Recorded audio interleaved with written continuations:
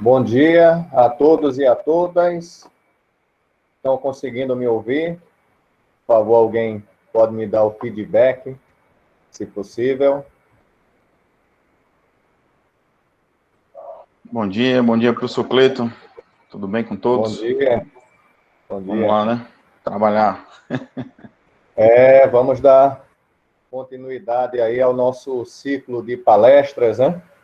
Então, pessoal, queremos desejar aí bom dia, viu, a todos e a todas. Para quem não me conhece, eu sou o professor Cleiton, sou docente do curso de eletromecânica, viu? Já estou no Instituto aí desde 2015. Então, vamos dar continuidade com essa temática que é bastante relevante, né? Que é a tecnologia, globalização e as novas relações humanas, né? Então, a gente percebe que nós vivemos, né, ou fazemos parte aí de um contexto que é globalizado, a tecnologia está presente em tudo que existe à nossa volta, né? E o ser humano é que faz uso de toda essa condição, né? Então, hoje nós iremos aprender bastante, com certeza, né? Então, o professor André Neves já está presente, professor Ednei, poderiam me confirmar? Presente, chefe. Bom dia a todos. Bom dia, professor Cleiton, professor Anselmo, professor Ednei, demais estudantes, colegas professores, muito bom dia. Bom dia.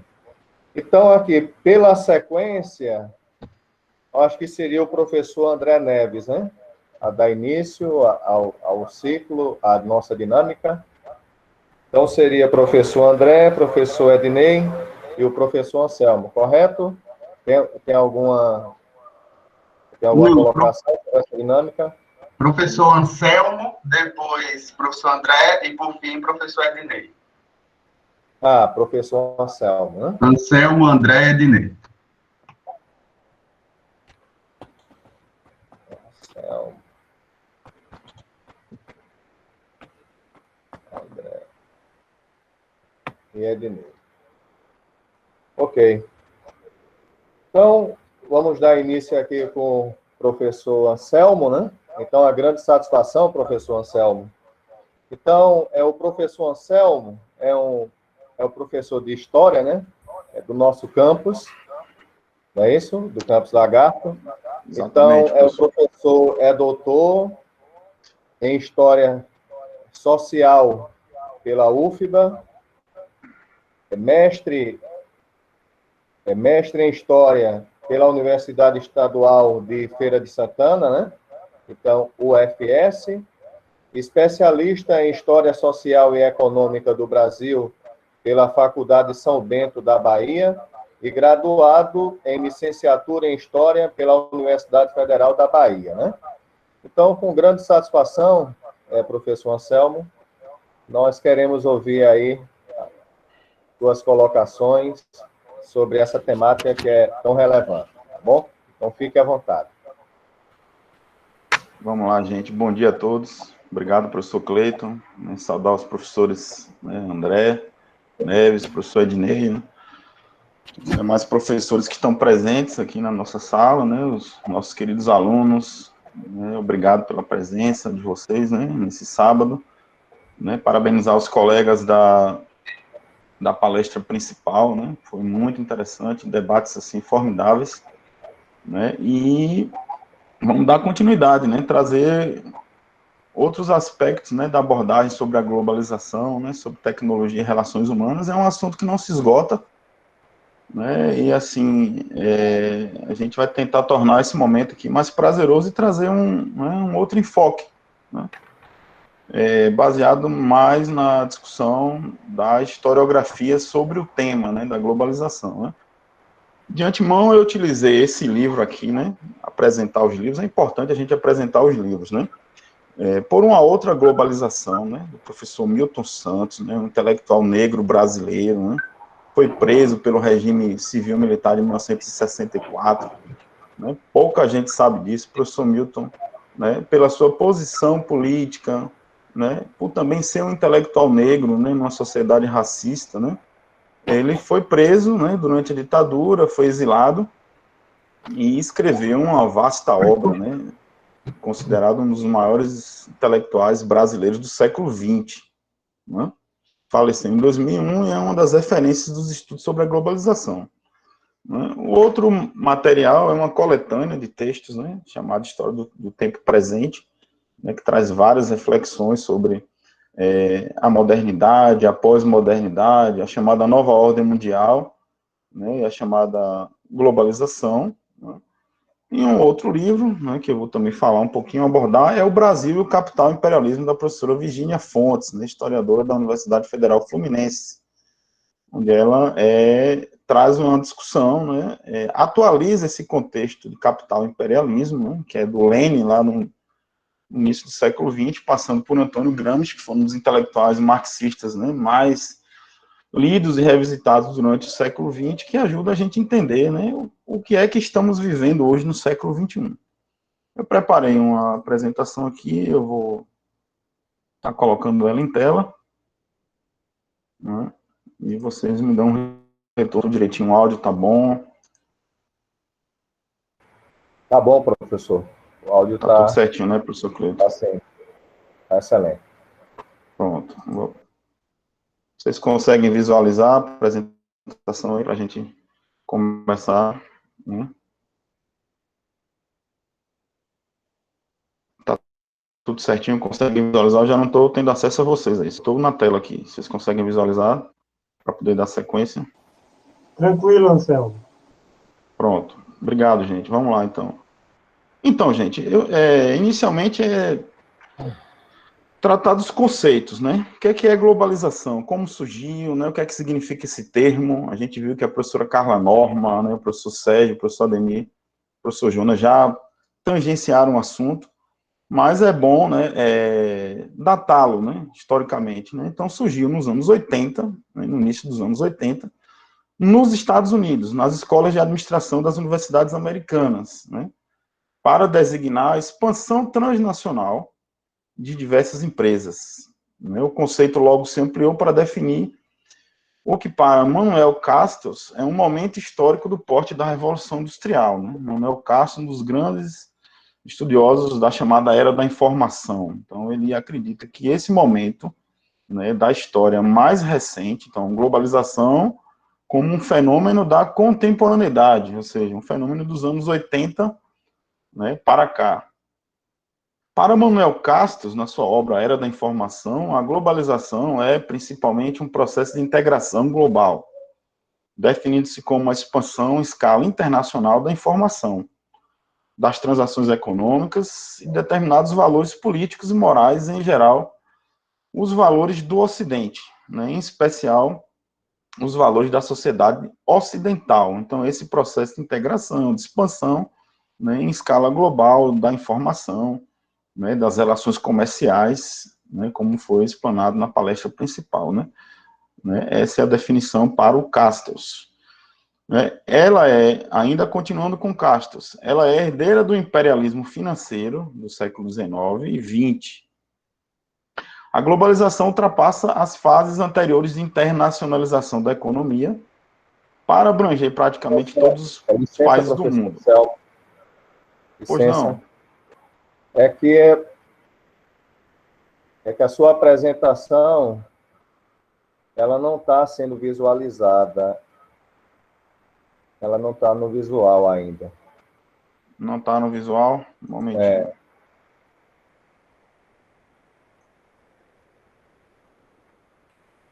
E agora, tá aparecendo? Não, ainda não. Para mim ela tá aparecendo aqui tranquilamente. Não sei o que é que tá. Anselmo, só aparece o seu nome, a apresentação e seu nome. Isso tá, apresentação, tela toda. Não sei o que é que tá acontecendo. Deixa eu retomar aqui novamente. Professor Anselmo, não se preocupe. Essa semana parece que o Google está fazendo algum tipo de atualização e está dando alguns problemas nessas apresentações. o jeito que eu encontrei para resolver isso foi fazendo a apresentação da tela toda do computador. Talvez resolva. Certo. Estou fazendo isso, Este. Eu fiz isso, apresentando a tela toda. Pronto, E agora agora? apareceu. Agora apareceu. Agora foi?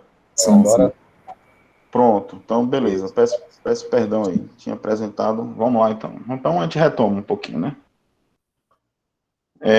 A gente estava falando da discussão, né, sobre os conceitos, né, que o termo surge nos Estados Unidos, nas universidades norte-americanas, né. Manuel Castells, né, na sua obra A Era da Informação, ele conceitua como esse processo de integração, né, global, expansão em escala internacional da informação, né, das relações comerciais e, principalmente, dos valores políticos e morais do Ocidente, né. É a sociedade ocidental no seu ápice de expansão mundial. O professor Castells coloca a globalização como herdeira do imperialismo financeiro do século XIX, ainda capitaneado pela Inglaterra, né? A principal nação do mundo era a Inglaterra, até a Primeira Guerra Mundial, né? Com a Primeira Guerra Mundial, os Estados Unidos, né, e a então União Soviética, né, após 1921, passam a ser, né, as principais nações do mundo. E a globalização, ela ultrapassa essas fases anteriores de internacionalização da economia. Quais são essas fases anteriores? O próprio processo das grandes navegações, né? O próprio processo da expansão imperialista britânica no continente africano e asiático. Então, a globalização, ela é maior do que tudo isso. Ela chega, né, num nível mais avançado do que esses outros momentos, né, da história mundial, abrangendo praticamente todos os países. É uma nova fase do capitalismo, surgida com o fim do bloco socialista e com a queda do Muro de Berlim, né? O chamado breve século XX, né? O breve século XX, que começa, né, segundo Eric Hobsbawm, após a Primeira Guerra Mundial e com a queda do Muro de Berlim, marcando, né, esse mundo bipolar, né, que foi capitaneado pelos Estados Unidos e pela União Soviética, né, principalmente consolidado após a derrota do nazismo durante a Segunda Guerra Mundial. Então, esses eventos levaram à grande expansão dos mercados, alcançando antes áreas vetadas ao capitalismo, sobretudo, né, no lado oriental do planeta. O professor Silvio Baró Herrera, né, no seu livro Globalização e Desenvolvimento Mundial, né, um intelectual cubano, um dos grandes estudiosos também dessas relações internacionais, ele coloca a globalização dentro da tendência da chamada nova ordem mundial. Essa nova ordem mundial que é justamente a ruptura da ordem bipolar anteriormente estabelecida entre Estados Unidos e União Soviética. Essa nova ordem mundial é uma ordem da chamada arquitetura da multipolaridade, onde vários interesses de várias nações são colocados na arena de disputa. Né, para o professor Silva, é marcado por rapidíssimas transformações na esfera técnico-científica, né, aceleração do comércio internacional, crescente importância da esfera financeira em detrimento da esfera propriamente dita. Então, nessa fase do capitalismo, né, dá-se mais ênfase a um capitalismo financeiro em detrimento da própria produção econômica, como foi o próprio capitalismo, né, comercial, o próprio capitalismo industrial, né, a ênfase é muito mais na especulação do que no próprio capital produtivo. Né. É marcado pela desregulamentação, transnacionalização, ou seja, ruptura das fronteiras, né, como a professora Carla Norma também, né, explicou, né, uma ruptura das fronteiras geográficas e culturais, interconexão desses mercados financeiros, através, sobretudo, da internet, né, das bolsas de valores, né, das aplicações, né, de bancos virtuais, né, enfim.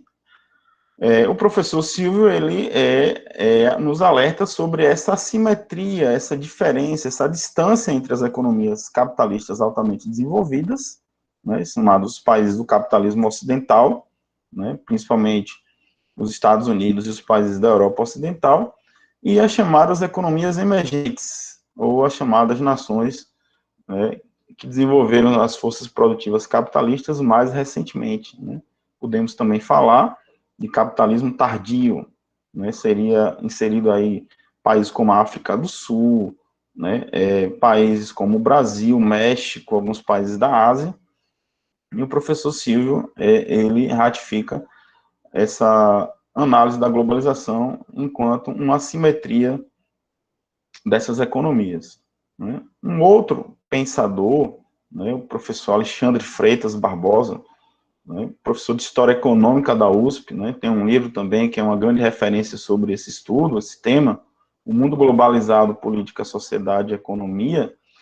Ele traz uma discussão de que esse não é um fenômeno inexorável, não é um fenômeno inevitável, ou seja, né, a gente não pode naturalizar a globalização, né, os países podem decidir se isolar dentro das suas fronteiras geográficas, no momento em que se sentem suas economias, sociedades e culturas ameaçadas. Foi a última pergunta da palestra sobre o caso, né, da saída da Inglaterra, né, do bloco continental, né, mostrando uma resistência a esse processo da globalização por parte, né, da segunda maior economia da Europa, que é a Inglaterra, né? E a gente pode também utilizar como exemplos várias outras, né, sociedades que estão adotando, né, modelos, né, alternativos a essa globalização sistêmica do Ocidente, né? Então, o professor Alexandre fala que a globalização está longe de integrar toda a população global, né? Ela pode até alcançar o globo, mas ela não consegue integrar na sua totalidade, né, a população global, né? A forma de apropriação dos recursos tecnológicos, por exemplo, né, de um cidadão do Nepal não é a mesma coisa do que um cidadão chinês, do que um cidadão latino-americano, né?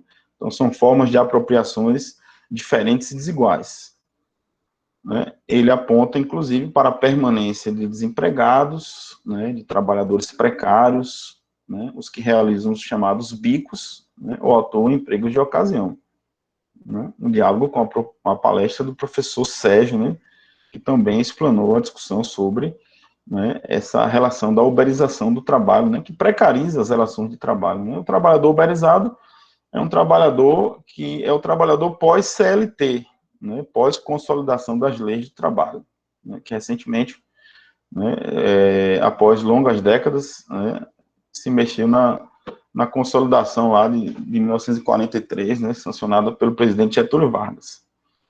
Um outro intelectual, né, não menos importante que os demais, o René Dreyfus, né, um intelectual uruguaio, né, escreveu um livro muito importante, né, um dos livros mais lidos no Brasil, que é O Golpe de Estado de 64, né, uma análise sobre a ditadura brasileira e, nesse caso específico, a nova ordem transnacional, né? O professor René Dreyfus, ele discute a globalização como um marco da sociedade contemporânea, uma fase da internacionalização do capital, né, onde ele defende a tese de que os produtos gerados por esse novo momento do capitalismo é, ao mesmo tempo, mundial, ou seja, globalizado e particularizado, né? A globalização, ela não rompe totalmente com as particularizações, pelo contrário, muitas vezes ela torna o particular global, resguardando as características de cada lugar, com vistas à disseminação maior desses produtos, né? Pensando o produto na acepção mesmo do Karl Marx, né, da mercadoria, né, o produto como resultado, né, final das relações de produção capitalistas, né? O René Dreyfus utiliza a ideia da produção do toque artesanal aos produtos como uma estratégia, né, de disseminação dos produtos, né? Um mundo cada vez mais marcado pela afirmação étnica, não só uma afirmação étnica, mas também das variadas identidades culturais, né? É um mundo da fragmentação identitária, né? Um mundo que perdeu, de certa forma, uma perspectiva mais holística, global, do ponto de vista identitário, né? E fragmentou as relações identitárias, né? Se fala muito hoje nas categorias de gênero, né? Nas categorias de raça, né, que devem ser também, né, interconectadas com a noção de classe, né, a noção de classe social, que ajuda a gente a entender como se processa essas desigualdades dentro do mundo globalizado, né? Daí a gente vê uma cada vez maior a exacerbação das questões de gênero e de raça nas mídias sociais, né, nos programas, né, aí de televisivos, enfim. Uma outra característica que o René Dreyfus traz é a ideia da massificação das comunicações e da informação, né? Massificação, ou seja, a aceleração da difusão dessas comunicações, né? Tecnologia de informação, maior contato, né? Não confundir informação com conhecimento. Um outro autor também, né, conhecido nosso, né, professor Milton Santos, né, brasileiro, né, escreveu inúmeros livros, professor de universidades internacionais, né, o professor Milton Santos escreveu o livro Por uma Outra Globalização, né, uma obra traduzida para vários países, né, uma obra referência, né, uma obra escrita em forma de ensaio, né, inclusive recomendo essa leitura para todos, né, eu acho que o professor Milton Santos é tão atual na sua análise, né, que ele merece um assentado e uma lida, né, porque tudo que a gente discute no nosso cotidiano, o professor Milton traz isso, né, de forma, né, bastante crítica, e ele traz, né, a noção de globalização, né, como perversidade, como fábula e como possibilidade. Né? Por que a globalização como fábula? Né? Porque passa a ideia traz uma falsa ideia da homogeneização dos processos. Né? O professor Milton Santos alerta para a ideia do falso sonho da cidadania universal, né? Como se essa cidadania proposta, né, por um Estado de direitos fosse acessível a todos. Então ele faz essa crítica de que a globalização ela não traz essa noção de cidadania plena, né? É uma cidadania recortada, né, sobretudo para aqueles países que se apropriam de maneira mais completa desse processo da globalização. A globalização como perversidade, no sentido de que a ela lhe são imputadas todas as mazelas, né, sociais, ou pelo menos a intensificação dessas mazelas sociais, né, como a pobreza sistêmica, né, perdão, a pobreza estrutural globalizada, né, no seu livro ele faz uma discussão muito interessante sobre os tipos de pobreza, né, a pobreza marginalizada, né, a pobreza instantânea e essa pobreza estrutural, né, que é típica do próprio processo da relação de produção da riqueza no mundo, né, e aí a gente tem que pensar o capitalismo como, né, uma sucessão de relações sociais construídas, né, em cima da violência do dinheiro, né, em cima da tirania da informação, né, a noção de competitividade, né, e a ausência da compaixão, né, veja, o professor Milton trabalha com categorias, né, de vários teóricos, né, dos marxistas aos culturalistas, e traz o termo cristão da compaixão, né, a ausência de solidariedade, né, num mundo tão competitivo que as pessoas esquecem dos seus semelhantes, né, esquecem de que podem agir, no mínimo das relações sociais, o conceito de compaixão, né, do tratar do ser humano, do cuidar, né, diante dessas adversidades trazidas, né, pela violência material do capitalismo globalizado, né, e a crítica em cima dessas percepções fragmentadas, né, como eu falei, se recortou as lutas, se recortou as percepções de estar e ser no mundo através das identidades fragmentadas, né, o indivíduo se considera muito mais a partir do ponto de vista do gênero, né, e da etnicidade do que do ponto de vista de classe.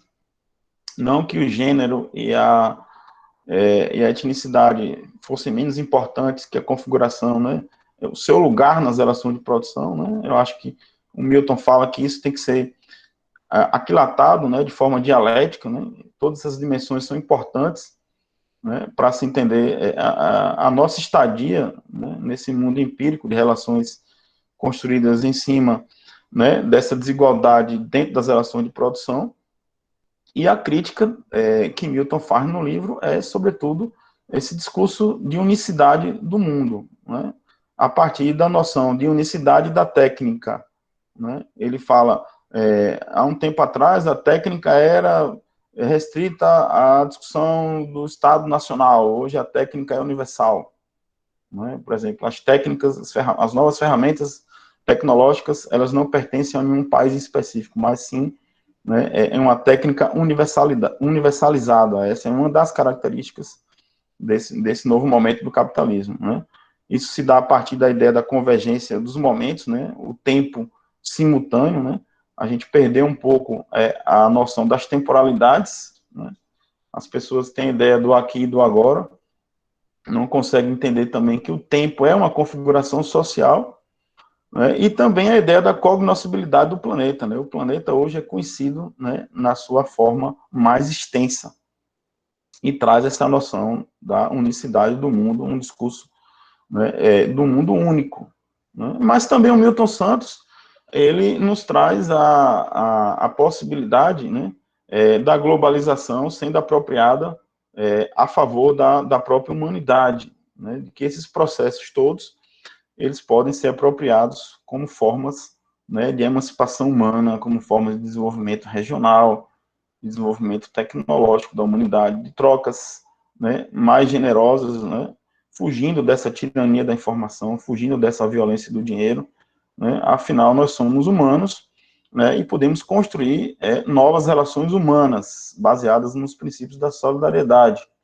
Por isso que o título do livro dele é Por uma Outra Globalização, né? Ele não refuta o processo da globalização como um todo, mas, né, tenta subverter, né, o que de pernicioso ele consegue enxergar na globalização, né, e fazer essa transposição para um mundo mais justo e humano. A partir dessas leituras eu coloquei assim, né, algumas características, né, entre aspas, né, que trouxeram benefícios para a humanidade no ponto de vista, né, da globalização, né. Alguns cientistas, né, defendem essa globalização como um processo benéfico, né, gera riquezas, né, não tenha dúvida, né, nunca a humanidade produziu tanto, né, em escala global, né, para as nações envolvidas, né, uma revolução dos transportes, né, obviamente, né, hoje, né, a tecnologia dos transportes, né, facilita, né, o trânsito pelo mundo, a revolução das telecomunicações, foi tão bem abordado aí nas palestras iniciais, né, a descoberta de novos medicamentos, graças ao surgimento de novas tecnologias, a gente pode afirmar isso, né, a rapidez com que foi desenvolvida a vacina, né, contra o vírus do novo coronavírus, né, cientificamente, né, num tempo curto, em relação ao que seria estabelecido para a produção de vacinas desse tipo, né, o aumento da produção de alimentos e a melhoria no tratamento do solo, né, algumas inovações tecnológicas, né, que possibilitou também o desenvolvimento de novas técnicas na área da construção civil. Né, acredito que isso seja um consenso, né, desses avanços, né, da técnica ao longo da trajetória humana. Porém, algumas desvantagens trazidas, acho que, né, por quase todos os autores, né, gerando cada vez camadas, né, de marginalizados, ou seja, os que estão à margem desse processo, né, da técnica, da riqueza, né, desempregados, subempregados, né, longe de integrar a população mundial nas benesses dessa sociedade de consumo, né? Como a professora Carla falou, existe uma diferença entre o consumo, né, o atendimento das necessidades básicas, enquanto seres humanos, o comer, o vestir, o dormir, né, e o consumismo, que é o supérfluo, né, o que Marx, né, chamou como, né, a perspectiva da mercadoria enquanto o seu uso de valor, né, que ultrapassa o seu valor de consumo das necessidades do ser humano. Né? Então, quando isso ultrapassa, né, as suas necessidades básicas, entra no supérfluo, o consumismo, e aí é onde o capitalismo consegue se reproduzir com mais veemência, né, a partir não só da exploração da mais-valia, mas também sobre o valor, né, de troca dessas mercadorias, né, em cima de novas construções, né, de consumo, né, novas necessidades de consumo, né, que são ideologicamente, né, construídas, né, novas necessidades são criadas ideologicamente para manter essa dominação burguesa. Maior rapidez com que as crises financeiras se espalham, né, há autores que ainda falam que estamos vendo ainda efeitos da crise de 2008, né, uma crise do capitalismo financeiro, né, uma crise desse modelo de financiarização da economia, né, que não produz riqueza, especula em cima da produção de riqueza, né? Tivemos a grande crise mundial do capitalismo, né, em 1929, né, o crash da Bolsa de Nova York também, né, e aí os estados mundiais se refazem através do New Deal, né. O Brasil, durante os governos de Getúlio Vargas, né, passa a dar mais atenção ao Estado, né, o Estado do bem-estar social, né, o Estado como provedor de direitos, sobretudo para as populações mais pobres, né, e os países em desenvolvimento estão mais sujeitos aos impactos dessas crises, né? Quem sofre mais é quem está no lado frágil dessa divisão internacional do trabalho, é quem tem as populações mais carentes, é para onde a tecnologia chega, né, com menor velocidade, né? Consequentemente, a solução para essas crises, não só do ponto de vista, né, financeiro, mas como, por exemplo, uma crise pandêmica como estamos vivendo, a gente vê que os países que têm mais recursos, né, que estão no topo, né, dessa acumulação de capital, conseguem resolver os problemas com mais velocidade, em detrimento daqueles, né, que não têm um domínio da técnica, né. O Gramsci falava que as nações, o Gramsci falava lá no início do século XX, né, quando estava preso nos porões da ditadura nazista italiana, né, que as nações mais desenvolvidas são aquelas que detêm o conhecimento da técnica, né, que detém a hegemonia do fazer da técnica.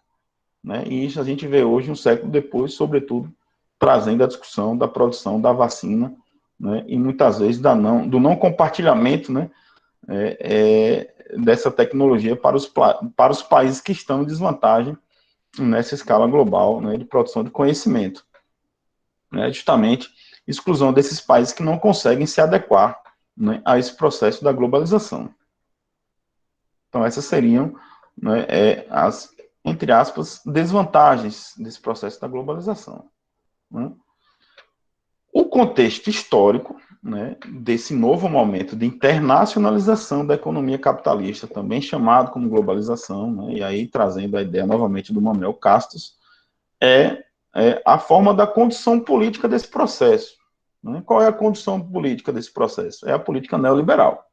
É o neoliberalismo, né, que marca essa nova ordem mundial a partir dos anos 80, né, caracterizado como a própria ideologia da globalização. Ideologia aqui, né, pensada como uma visão social de mundo, né, uma visão social de mundo do ponto de vista da economia, né, a supressão do Estado, né, como mediador das relações econômicas, né, a supressão, né, do indivíduo enquanto provedor da solidariedade, né, e esse neoliberalismo, ele é implantado, né, de forma mais veemente durante os anos 80, nos governos do Ronald Reagan, nos Estados Unidos, e a Margaret Thatcher, na Inglaterra, né, foram os laboratórios do neoliberalismo. Na América Latina foi no Chile, durante a ditadura do Pinochet, né, e se construiu na abertura desses mercados, né, um incentivo, o fim do incentivo à indústria nacional e essa internacionalização das indústrias multinacionais e a redução do papel do Estado e o processo das privatizações. Né. Nós vivemos esse contexto histórico no Brasil, né, a partir, né, do governo Fernando Collor, né, e a implantação mais direta, mais empírica do neoliberalismo durante os governos, né, de Fernando Henrique Cardoso. O neoliberalismo seria essa retomada do liberalismo do século XIX, né? A diferença é que o liberalismo do século XIX, o liberalismo clássico, preconiza ainda uma pauta de direitos, sendo que o neoliberalismo não preconiza essa pauta de direitos, né? Pelo contrário, escamoteia os direitos sociais, né? Como nós vimos, por exemplo, com o processo de precarização das relações de trabalho, né? E defende a tese do Estado mínimo, que é o que estamos vivendo hoje, no tempo presente. Né? Boa parte dos Estados nacionais adotam a perspectiva da regulação da economia pelos entes privados, uma menor intromissão do Estado na economia e no mercado.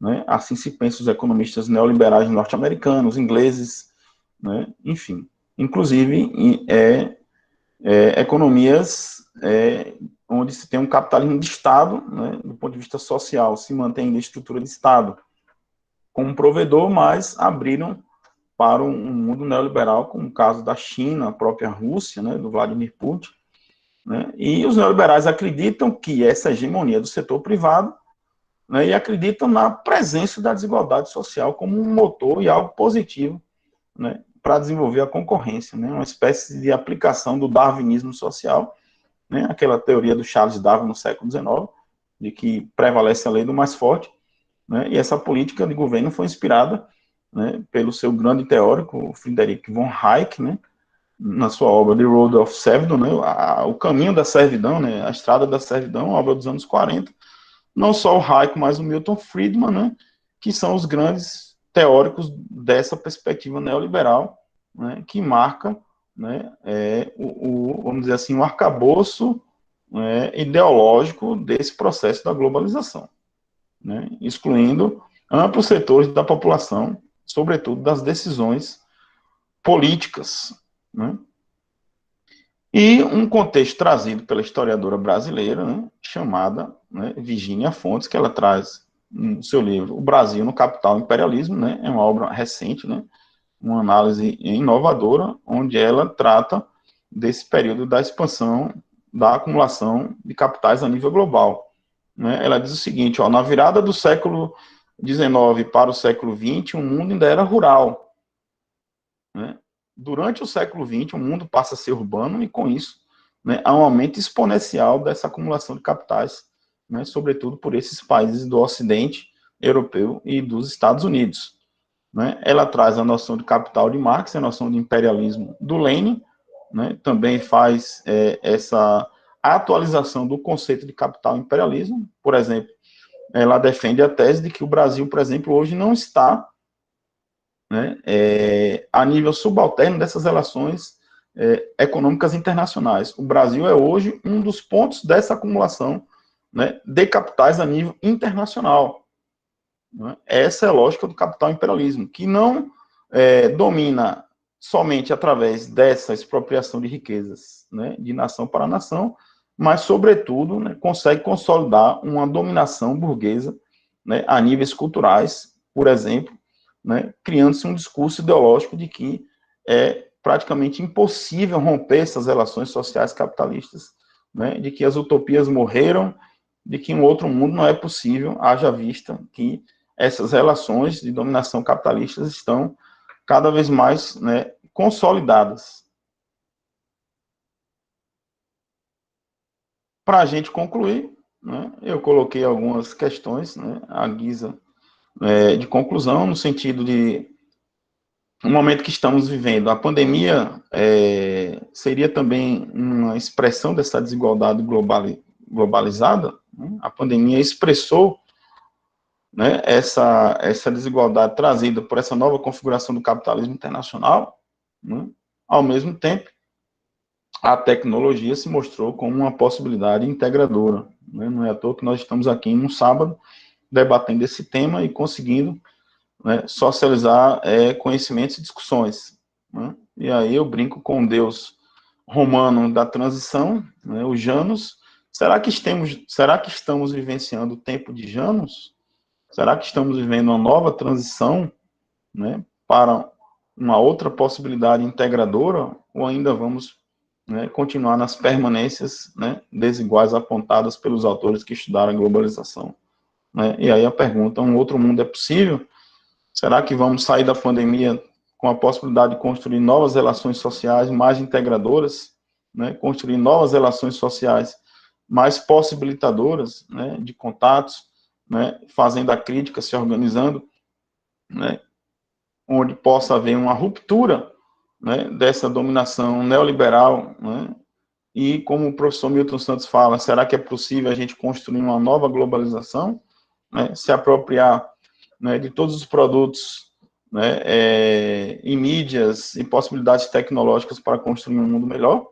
Fica a pergunta para todos nós, enquanto construção coletiva e humana, no sentido, né, de construir uma existência, né, menos injusta e mais provedora das reais necessidades humanas. A gente encerra por aqui e vamos abrir depois ao debate. Um grande abraço para vocês aí. Então, muito obrigado ao professor Anselmo, né, por ter trazido essas excelentes explanações, né, que nos faz despertar em um senso crítico, né, sobre esse sentido aí da globalização, dessa segregação, se é realmente utopia, né, aquilo que a gente espera, um mundo justo, né? Para todas as pessoas que fazem parte dele, né? Então, muito obrigado, professor, pelas suas colocações. Então, os colegas, as pessoas presentes, eu acho que é mais sensato, né? Então, fazerem suas perguntas e no final do ciclo, né, a gente responder aqui as colocações, as ponderações de cada um dos presentes, né? Então, agora vamos dar continuidade com o professor André Neves Ribeiro, né? Então, o professor André Neves, ele tem a graduação em licenciatura em Física pela UFES, tem mestrado e doutorado em Física da Matéria Condensada, também pela UFES, e pós-doutorado em Informação Quântica, né? Pela UFES, né? Então, vamos dar aqui a devida atenção às ponderações, às colocações do professor André Neves. Muito obrigado, professor Cleiton. Quero registrar de início a minha alegria em ver o senhor. Quanto tempo a gente não vê os colegas do Campo do Lagarto? Então, ver o senhor aqui, mesmo que através do vídeo, pode ter certeza, é uma alegria para mim, viu, professor Cleiton? Vou compartilhar, e aí você me fala se está tudo ok.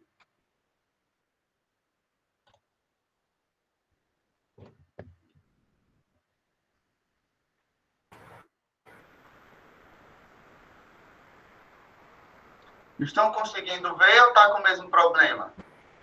Sim, está ok. Tá ok. Está conseguindo ver a apresentação, né? Tá sim, tá tranquilo.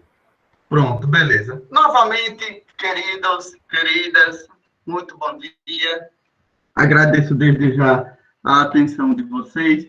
Vou falar um pouquinho, com brevidade, sobre física, tecnologias e sociedade. Vou dar alguns exemplos, comentar algumas teorias da física, como elas estão associadas a alguns desenvolvimentos tecnológicos e como isso, lá no final da minha fala, como isso trouxe alteração no modo de vida da humanidade. Um outro título que poderia colocar, embora muito mais pretensioso do que a minha fala vai ser, vocês poderão, no final, perceber isso, seria como o entendimento das leis da natureza permitir o desenvolvimento de tecnologias que mudaram o estilo de vida da humanidade. Então, eu vou dar uma pincelada sobre isso, trazendo um pouco de foco na engenharia, porque esse convite gentil de participar dessa mesa redonda e que está sendo extremamente enriquecedor veio do curso de eletromecânica. Eu vou dar um pouquinho de foco nos interesses da engenharia e, obviamente, da física, e vamos para frente. Bom, Anselmo falou aí, o professor Anselmo falou aí para a gente há pouco sobre globalização, capitalismo, circulação de bens, mercadorias, enfim. Essencialmente, o que está por trás do grande motor que faz o mundo girar, tal como a gente conhece esse mundo hoje, é a produção de riqueza, né? A produção de riqueza é o que faz as coisas acontecerem, certo? E para que haja produção de riqueza, é preciso existir trabalho. A riqueza é fruto do trabalho. Essencialmente isso. Pode ser um trabalho manual, pode ser um trabalho industrial, manufaturado, né? Ou industrializado, mas é preciso ter trabalho. E aí a gente já consegue puxar um pouquinho para a física, porque trabalho, toda vez que você pensa em algum trabalho, toda vez que você pensa em um trabalho que vai ser capaz de produzir riqueza, seja fazendo um móvel para sua casa, seja extraindo metais preciosos de minas, enfim. Pensou em trabalho, existe movimento associado àquele trabalho. Então, trabalho implica em movimento produzido pela ação de uma força. Trabalho é um movimento produzido pela ação de uma força. Se você vai bater um prego numa madeira para construir uma cama, há o movimento do martelo, esse movimento aplica uma força sobre o prego e, por ação dessa força, o prego entra na madeira. Então, o prego também se movimenta para entrar na madeira. E houve todo esse movimento por ação de forças, né? E é dessa forma, inclusive, que a gente define a grandeza trabalho em física, lá em mecânica, trabalho, logo no primeiro ano do ensino médio, eu sei que tem muitos estudantes aqui do ensino médio, logo no começo a gente define trabalho como sendo o produto da força pelo deslocamento produzido por aquela força, né? Então, assim, você pode ter até um deslocamento realizado por um corpo, mas se esse deslocamento não foi resultado daquela força, a gente diz que o trabalho produzido por aquela força vai zero. Então, foquem nisso. Trabalho vai produzir riqueza. E trabalho, do ponto de vista da física, é um movimento produzido por uma força. Aqui a gente precisa conceituar, física é uma ciência exata, a gente precisa conceituar força. A maioria de vocês, quando ouve força, pode lembrar da segunda lei de Newton. Força igual a massa vezes aceleração. Esse é um caso particular da segunda lei de Newton, quando a massa do sistema que está recebendo a força não varia ao longo do tempo, quando a massa é mantida constante. Que é o que ocorre na maioria dos fenômenos de interesse da gente no mundo nosso, que a gente consegue sentir diretamente. Mas essa fórmula F igual a MA, na verdade, ela não define o que é força. Ela só diz que essa coisa chamada força, ela produz uma aceleração. E a quantidade de aceleração produzida é igual à quantidade de força dividido por uma outra quantidade chamada massa. Que também a gente precisa definir o que é massa. Então, em física, nós precisamos sempre definir o que são as coisas. Nem sempre essas definições são tarefas fáceis e simples.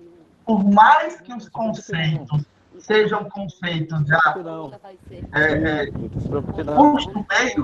costumeiros, né? Raíssa. Tem um áudio aí vazando, pessoal, desculpe. Mas é assim mesmo, a vida de casal é assim mesmo. Cleiton, você pode Isso dar... não é só com você, não. Isso acontece com... Pronto, resolvi. Obrigado. Eu agora, sabe o que é? Vai ter um belo café que eu não tomei ainda. Tá tirando as coisas por menos, viu? É importante. Vocês estão percebendo isso ou é só eu? Só é na minha? Tire por menos também. O Aí você precisa também ter mais calma um pouquinho. O professor Tarcísio. Tarcísio, para colocar mute aí no seu... Sabendo controlar, é uma coisa que eu... Um momento, viu, André? Deixa eu ver se... Tá bom. Aí eu vou tentar. Estou tentando aqui colocar mute no perfil dele. Pronto, aí tá ok agora. Tá ok? Pode dar... Pronto. Continuam vendo minha apresentação, Cleiton? Tá continuando vendo? Sim. Pronto, beleza. Então, vamos lá. Vamos seguir. Como eu ia dizendo, a segunda lei de Newton, na verdade, ela não define o que é força. Ela faz uma relação entre força e aceleração, né? Então, se você quiser determinar a aceleração que um corpo vai desenvolver após sofrer a ação de uma força, você precisaria de uma outra expressão matemática que diga que força é essa, né? Só deixando claro que há sempre sutilezas, e essas sutilezas às vezes implicam em questões filosóficas, mas eu não vou entrar nisso agora, a gente pode discutir isso depois, mas todo o desenvolvimento da ciência é construído, da ciência física e de outras, é construído sempre com base em exaustivas perguntas, a ponto da gente minimizar toda e qualquer lacuna no meio desse caminho, certo? Ok, então, trabalho o movimento produzido pela ação de uma força. Então, vamos lá. Quem aplica essa força que vai produzir o movimento e daí gerar trabalho e do trabalho termos riqueza? Você pode ter o próprio homem aplicando essa força, certo? Mas o homem pode perceber, e percebeu isso, que pode domesticar animais e fazer com que essa força seja aplicada por animais, como o cavalo, por exemplo. Mas também, ou boi, né? Mas também o homem pode começar a perceber a natureza ao seu redor e usar forças da natureza, movimentos naturais da natureza, para ser justamente a fonte dessa força que vai produzir o trabalho que é de interesse dele, homem. Então, talvez uma das forças da natureza que o homem tenha primeiro percebido tenha sido, por exemplo, a correnteza de um rio. Está lá. tem um rio. De repente ele percebe, ou não tão de repente, ele percebe que aquela água correndo, ela consegue imprimir uma força, ela arrasta coisas, né?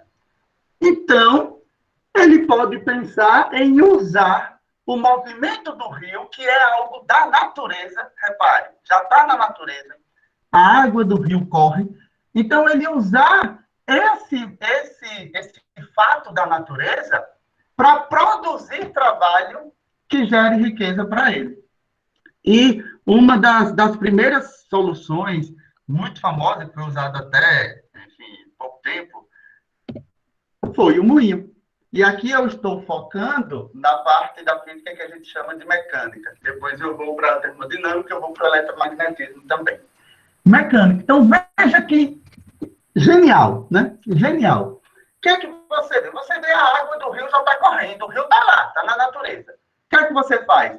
Primeiro, você precisa inventar a roda. Isso também não é uma coisa óbvia, né? Mas tem a roda. Você percebe que se você colocar uma série de pazinhas aqui, olha, a água do rio, que já está em movimento mesmo, consegue empurrar, então ela consegue aplicar uma força nessa roda, a roda consegue girar. Só que ainda tem um outro problema de engenharia, que é o seguinte: uma coisa é um movimento de rotor, um movimento somente de rotação. Outra coisa é um movimento, por exemplo, de pilão, como está aqui na figura, que é um movimento de bater, de subir e descer. Como é que você converte um movimento de rotação em um movimento de vai e vem? Veja que solução simplesmente genial. Ao invés de você anexar a roda do moinho, anexar uma haste horizontal, você simplesmente torce essa haste para ela ter esses degraus. Só isso. À medida que essa barra vai girando, o fato de ser um degrau, de ter essa deformação, vai fazer com que esse pilão aqui, né, esse outro braço, suba e desça. Genial, é genial. Pensar nesses tipos de coisa é típico de engenharia, certo? Aqui eu tenho outro exemplo de moinho, só que aqui a roda, ela está na horizontal, a roda d'água está na horizontal. Então, o que é que você faz? Você não precisa botar a roda diretamente lá no rio. Você pode canalizar, construir um canal, um pequeno canal, para desviar a água do rio até onde está a sua roda de moinho, faz com que ela gire. Isso aqui é uma outra maneira que você tem de moer os seus grãos, não precisa ser batendo. O que é que você faz? Anexa uma roda de pedra, prende a esse eixo. Essa roda de pedra vai ficar girando. Você coloca as sementes em cima, coloca uma segunda roda de pedra pesada por cima, e aí a de baixo gira e a de cima fica presa, e esse movimento vai moendo os grãos. Oi? Alguém falou? Desculpa. Então, vamos lá. Ok. Tem aí dois exemplos de tecnologia que mudaram drasticamente o destino de vida da humanidade, né? Você começa a usar forças da natureza para fazer tarefas, realizar trabalho que antes era realizado pela força do próprio homem, pela força do indivíduo, pelos braços desse indivíduo. Tem alguém falando, Cleiton? Me desculpa, eu estou ouvindo o áudio vazado novamente. Tem alguém falando, sim. Tem alguém falando aqui. É o áudio do professor Tarcísio. Professor Tarcísio, eu não estou com a condição aqui de anfitrião, por assim dizer, eu não consigo desabilitar. Deixa eu entrar em contato aqui com o professor Luan. Você desabilitar ele. Só um momento. Porque como foi lá, como a jurisdição é lá, então ele tem que ir. Professor Tarcísio. Aí o problema é que ele não quer ir. Porque se rolar alguma situação lá, já fica lá. E para alguém tirar ele de lá...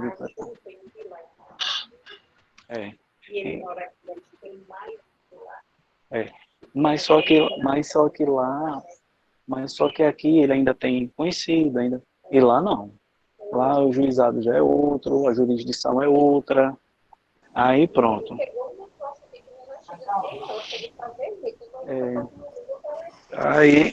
Aí pronto. Mas Não, ontem eu saí. Aí na hora que eu cheguei, eu até vi a senhora aqui. Assim, não, na hora que eu cheguei. Já falei com o Aí eu, professor Luan, aí vai eu remover o professor Tarcísio, né? fiquei conversando ali um pouquinho com o Chile. Assim. Aí eu vi a senhora, daí a pouco eu vi o Luciano chegar. Eu digo, olha, eu achei que ela vai dormir. Aí tô ali agora, botando... Oi. Aí... Beleza. Aí, essa... A tela de quem? Não soube, não. Acho que dessa vez aí o perdão vai ser um pouquinho mais complicado, viu, Tarcísio?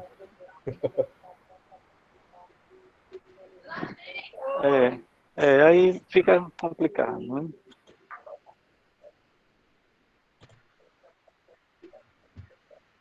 Eita. Não soube não. Eu também estou, assim, procurando, porque, até porque, se tu tivesse decidido, já tinha decidido, né, independente de água, de luz, não sei o que, já tinha decidido. Aí a gente vê que, na realidade, não quer decisão, né, não quer, para estar confortável. Então é aquilo que a outra falou. Pode fazer, contanto que esteja assim, então, aí deixa para lá.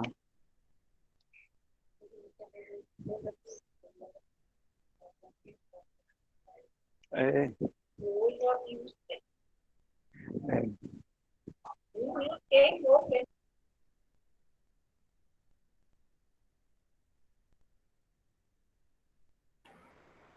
Professor, ele Pronto, fechou André, a... parece que o professor Tarcísio, ele conseguiu aí fechar o seu áudio, né? Então, peço desculpas a todos, né? É por esse inconveniente, tá bom? Mas vamos dar continuidade, né? São problemas aí dessa modernidade, da globalização. Acontece nas melhores famílias, né, Cleiton? Tá me vendo e ouvindo bem? Continua me vendo e ouvindo, só para eu ter certeza que a conexão... Tá sim, André. Pronto, então, temos esse exemplo antigo, de certa forma primitivo, mas não menos que genial, né? Então, veja, para a engenharia, a pergunta-chave talvez seja essa. Como eu posso usar o movimento do rio ao meu favor? Como eu posso transformar o movimento do rio em um movimento que imite o trabalho que eu ia fazer com minhas mãos ao bater com o pilão aquelas sementes, certo? Está aqui a solução da engenharia. 2 exemplos de solução. Por exemplo, o moinho de água. Podia ser um moinho de vento, né? Aqui é um moinho de água. Mas para a física, gente, a pergunta é um pouco mais fundamental. A física olha o movimento da roda apenas como uma consequência do movimento do rio, da água do rio. Então, para a física, por que a água do rio está correndo?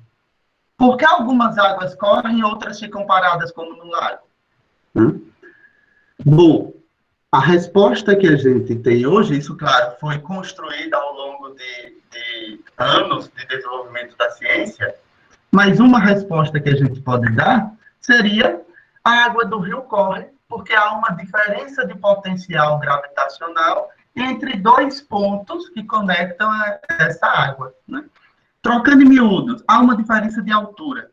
Só que quando você fala apenas em altura, o conceito altura, ele está muito preso a coisas físicas, como, por exemplo, da topografia do seu terreno. O conceito de energia, embora seja abstrato, e a gente não consiga pegar energia, nem cheirar, nem saborear energia, é uma coisa abstrata, mas por ser abstrato, esse mesmo conceito pode ser usado em diferentes ramos, em diferentes eventos da natureza, certo? Em diferentes ramos da física, em diferentes eventos da natureza. Daí a chave, a estratégia desse conceito de energia. Então, a diferença de energia potencial gravitacional, a gente pode dizer que é o que está por trás do fato da água do rio correr. E aqui, de novo, a gente precisa discutir, debater, construir um conceito de energia. certo? Mas tem uma partezinha fundamental dessa construção que é, veja, eu usei a água do rio para produzir trabalho. Se eu digo que a água do rio corre por conta de uma coisa chamada energia, então, a priori, deve existir uma conexão entre energia e trabalho. E há. Em física, a gente consegue mostrar isso. O trabalho é igual à variação da energia. No caso da energia potencial, trabalho vai ser igual a menos a variação da energia potencial. No caso de uma forma geral, trabalho vai ser igual à variação da energia cinética, porque há diferentes tipos de energia, né? Eu estou falando aqui os conceitos de física mais por cima, porque é uma fala em torno de 20 minutos, mas depois vocês cobrem a conta dos professores de vocês lá de física do ensino médio, professor Ericada, professor Lucas, né? Podem cobrar a conta deles, diga que eu mandei vocês irem lá cobrar essa conta para eles explicarem melhor e apresentar as equações, o chamado teorema de trabalho e energia, todas essas coisas bonitas da física, ok? Aqui eu estou apenas discorrendo como esses conceitos são importantes para a gente ter um entendimento fundamental de algo que foi usado a fim de produzir riqueza, de produzir um trabalho que antes era feito pelo homem, certo? Mas veja, há outros fenômenos na natureza. Aqui, deixa eu olhar para outro. Desde que o homem conseguiu controlar o fogo, produzir fogo, você consegue colocar objetos no fogo. Alguns objetos queimam, outros objetos se aquecem. Depende da estrutura dos materiais. Aqui nós temos uma barra de ferro que foi bem aquecida lá no fogo, certo? Veja que coisa interessante. Tem uma parte que está bem mais brilhante e outra parte ainda está escura. Se você tocasse nisso, não é para topar. Todo mundo sabe o que vai acontecer. Se você topasse aqui, você ia se queimar feio. Mas aqui ainda estava frio. Então, a barra de ferro como um todo está paradinha. Não está em movimento. Mas existe alguma coisa que está em movimento, porque você sente que a sensação ficou feia, né? Você sente que o quente está se propagando seguindo a barra de ferro. Então, existe alguma coisa que está caminhando ao longo da barra e está fazendo com que essa barra, à medida que essa coisa caminhe, essa barra se esquente. Essa coisa a gente chama de calor. Então, um fluxo de calor, ou fluxo de energia térmica, lembra movimento, mas não é um movimento material macroscópico. Se você olhar microscopicamente, os átomos, as moléculas lá estão agitadas, tem movimento. Mas olhando de fora, olhando a barra como um todo, o que você vê é uma condução térmica ao longo do seu material. E aí é muito interessante, por isso digo de novo, o conceito de energia é tão estratégico. Se eu focasse lá na questão da explicação do rio, só na altura, eu perdia essa explicação aqui para a barra de ferro. Mas como lá eu já defini um conceito-chave, que é o de energia, aqui eu posso ir atrás também de qual é a energia que está por trás disso. E aí a gente associa isso a calor.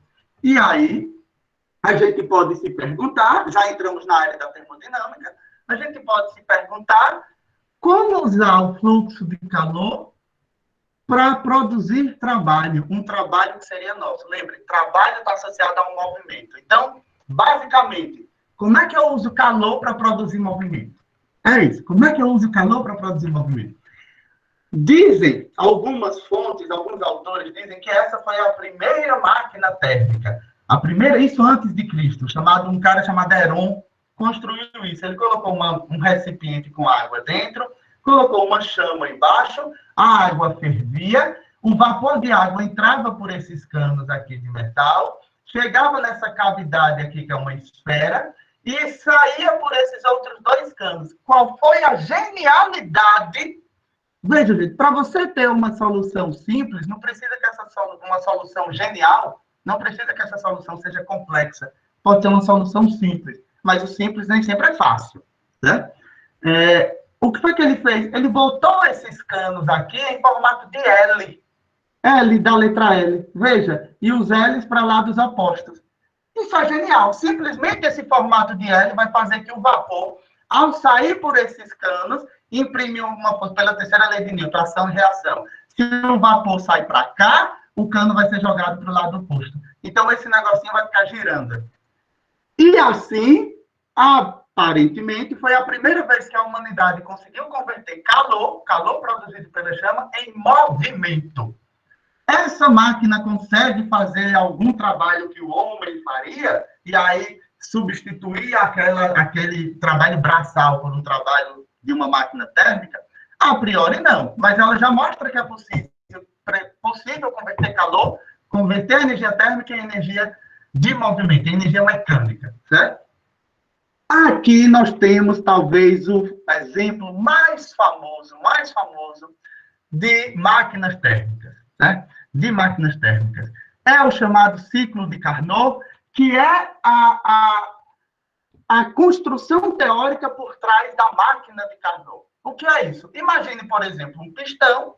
Esse pistão está aqui, ele limita o volume de um gás, que é essa partezinha aqui vermelhinha, e por ação do calor que esse gás recebe, esse gás se expande, empurra um pistão para fora, e esse braço de pistão faz, por exemplo, uma manivela girar. E isso você pode colocar, enfim, em um moinho, em qualquer coisa, certo? Uma manivela. Pode ser uma manivela que faz a roda do carro girar, ou as rodas de um trem a vapor girar, certo? Em que consiste Carnot? Consiste o seguinte, você pega esse seu recipiente, isso aqui é a sua máquina, é isso aqui, certo? O que é que você faz? Você coloca ele em contato com uma fonte de calor.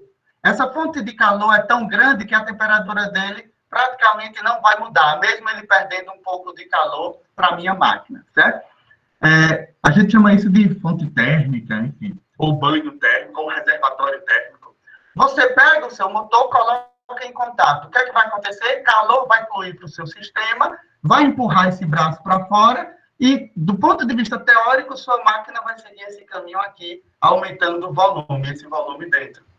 Isso tudo pode ser feito mantendo a temperatura constante, que é essa temperatura do reservatório. Lembra que eu disse que ela é tão grande que a temperatura não vai mudar?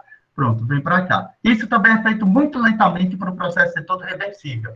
Lá em termodinâmica, pergunto para os seus professores: professor, o que é um processo reversível, o que é um processo irreversível? Mande essa conta também para eles, viu? Eu sei, eu sou mau, certo? Mas mande para eles. Depois tem um segundo trecho desse ciclo, que é um processo adiabático, ou seja, você retira a sua máquina do contato, então ele não vai mais receber calor, não vai mais, mas ao mesmo tempo ele mantém o movimento de expansão. Essa expansão aqui é chamada, aumenta o volume de novo, é chamada de expansão adiabática, porque ocorreu sem troca de calor, certo?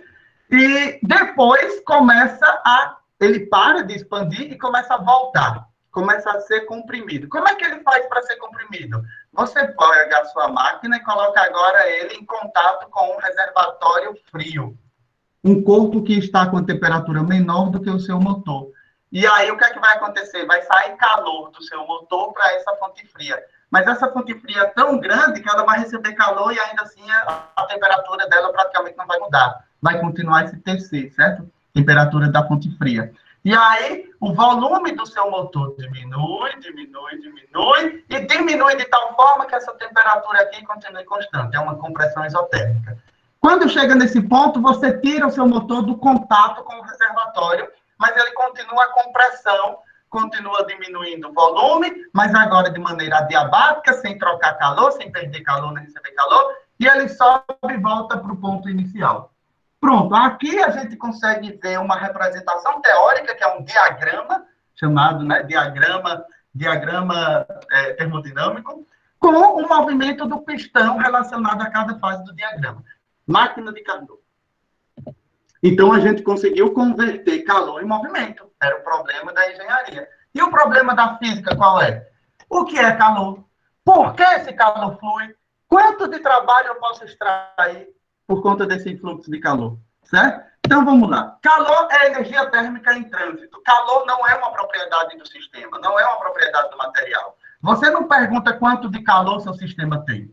Você não pergunta isso. Porque quando você faz essa pergunta, parece que calor é dele. Você pode perguntar o seguinte: quanto de energia térmica, quanto de energia interna o meu sistema tem? Porque energia é uma propriedade do sistema. Mas calor é uma quantidade de energia que foi trocada com algum outro corpo, certo? Com aquele reservatório térmico, por exemplo. Então, calor é uma energia térmica em trânsito, que foi trocada. Por que o calor flui? Porque existe uma diferença de temperatura. Lá, no exemplo do moinho, por que a água flui? Porque tem diferença de altura. Aqui, por que flui? Porque calor flui, porque tem uma diferença de temperatura. A lei zero da termodinâmica diz: dois corpos com temperaturas diferentes forem mantidos em contato, a temperatura do mais quente baixa, do mais frio aumenta, até atingir o equilíbrio térmico, que é a mesma temperatura. E a lei de Fourier, em geral a gente não estuda isso no ensino médio, mas eu estou falando ela aqui para vocês se empolgarem e quando terminar o ensino médio ter vontade de fazer física, né? Então, a lei de Fourier, ela nos diz como se dá esse fluxo de calor ao longo do material. Então, ela diz como é que uma ponta do ferro está quente, a outra ponta do ferro ainda está frio, como é que esse calor vai fluir a ponto da temperatura ir aumentando ao longo da barra de ferro? A lei de Fourier, certo? Quanto de trabalho é possível extrair através de troca lá de calor? Isso é a primeira lei da termodinâmica que responde, que ela diz que a quantidade de trabalho vai ser igual à variação da energia interna menos o calor, quantidade de calor envolvido no processo. No fundo, ela reflete conservação de energia. Olha o conceito de energia aparecendo aqui de novo. Existe uma coisa extremamente séria, extremamente importante, que a gente... É uma outra maneira de denunciar a segunda lei da termodinâmica, que é a máxima eficiência que uma máquina, operando entre duas fontes de calor, uma quente e outra fria, dois reservatórios térmicos, a máxima eficiência, ou seja, quanto de máximo possível de trabalho eu posso realizar dando uma certa quantidade de calor para a minha máquina. Eu jogo uma certa quantidade de calor lá dentro da máquina. Qual é o máximo de trabalho possível que eu posso ter? A divisão dessa quantidade de trabalho pelo calor que a máquina recebeu é o que a gente chama de eficiência. E Carnot, o famoso Carnot, um físico engenheiro francês, Sadi Carnot, ele conseguiu provar que o valor máximo da eficiência de uma máquina térmica é dado por essa expressão simples. 1 seria 100%. Viu? 1 menos a temperatura da fonte quente dividido pela temperatura da fonte fria. O que essa lei tem de extraordinário que o Carnot, inclusive, provou e comentou e discutiu muito bem? Essa fórmula, meninos e meninas, vou falar baixo para criar drama. Viu? Essa fórmula, ela não depende de nada de como essa máquina foi construída, se foi aquele pistão do meu desenho ou não, se foi uma máquina alienígena ou não. E ela não depende de nada de que tipo de combustível eu usei. Qual era o gás que estava lá dentro? Era gás mesmo? Gás ideal? Gás real? Era gasolina? Era óleo diesel? Qual foi o combustível que eu usei dentro do meu pistão? Né? Nada disso entra aqui, porque essa fórmula só depende da temperatura do reservatório quente e da temperatura do reservatório frio. Isso significa que esse resultado é universal. Você pode estar no outro lado do universo, você pode estar no ano 3.000, 4.000, 5.000, a menos que o seu universo, o nosso universo, tenha mudado as leis, não importa se você é alienígena ou não, você não vai conseguir ter uma máquina com maior eficiência do que essa. Porque simplesmente essa fórmula não depende de como a máquina foi construída, que material você usou para construir a máquina, nem que combustível você está usando. Não depende. Isso, lembrando, é uma máquina que funciona pegando o calor de uma fonte quente e despejando na fonte fria. Então, ela usa esse fluxo do calor como se fosse a água do rio, entra aqui no meio e, à medida que o calor passa, a sua máquina vai funcionando. E a gente já viu aqui que é possível converter esse calor em movimento, né? Eu dei 2 exemplos.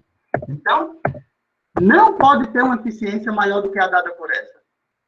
A segunda lei da termodinâmica, às vezes, diz o seguinte: olha, em um processo espontâneo, o calor flui da fonte quente para a fonte fria. E Carnot provou o seguinte: se tiver uma máquina que tem uma eficiência maior do que essa, isso significa como se o calor saísse do frio para o quente. É absurdo. É absurdo. Então, a gente pode, inclusive, enunciar a segunda lei da termodinâmica simplesmente dizendo que a eficiência máxima de uma máquina térmica é dada por isso aqui. Ok? Tá bom. E outra força da natureza que a gente pode usar para produzir movimento a nosso favor E aqui é meu último exemplo, eu sei que eu já estourei o tempo, me perdoem, aquelas paradas quebrou um pouco meu raciocínio. Mentira, porque eu acho que provavelmente eu já ia estourar mesmo. Me desculpe. Repare, na natureza você observa esse fenômeno. Né? Na natureza, desde a Grécia Antiga, você já tinha percebido que algumas pedras, algumas rochas tinham o poder de atrair o ferro. São chamadas, hoje a gente chama de magnetita, por causa da região que foram primeiro documentadas. Acho que é a ilha de Magnésia, alguma coisa assim, lá no Mediterrâneo. Eu posso usar eletricidade e magnetismo para produzir movimento, e esse movimento ser usado em uma máquina que vai realizar um trabalho por mim, produzir riqueza por mim, a riqueza está sendo produzida, eu fico na rede me balançando, mas um relâmpago, eletricidade, uma pedra que atrai ferro, como é isso? Aqui, meninos e meninas, ocorre uma coisa bem importante da evolução da humanidade.